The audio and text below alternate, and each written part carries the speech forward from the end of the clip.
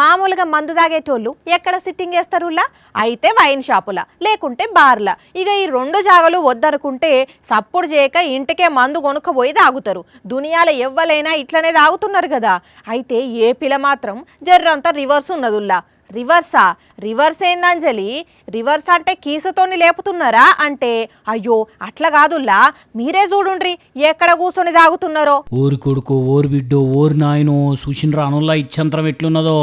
మందు బాబులం మేము, మందు బాబులం, మందేస్తే మాకు మేము మహారాజులో, సరదాగి సిందేస్తాం, తాగినాక ఊగేస్తామని ఎవ్వరికి భయపడకుండా, అస్సలకే భయపడకుండా నడి రోడ్డు మీదనే డివైడర్ మీద డించక్ అనుకుంటా పెగ్గుల మీద పెగ్గులేస్తున్నారు. పెగ్గులేసి మళ్ళా ఉత్తగున్నారా అంటే తాగి గిలాసం చూడండి ఏడేసిండో.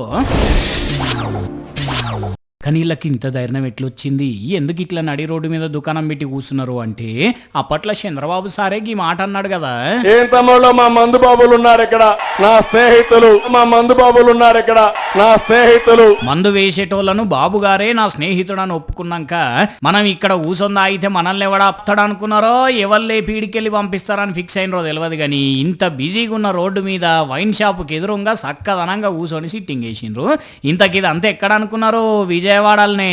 మరి వీళ్ళు ఇంతగానం దర్జాగా బహిరంగంగా మద్యపానం చేస్తుంటే పోలీసులు ఏం చేస్తున్నారో ఏం కథనో గాని, అన్నలు మీరు గిట్ల గీడ కూసొని దాగి మళ్ళా రోడ్డు ఎట్లా దాడుతారు, ఎట్ల ఇంటికి పోతారే?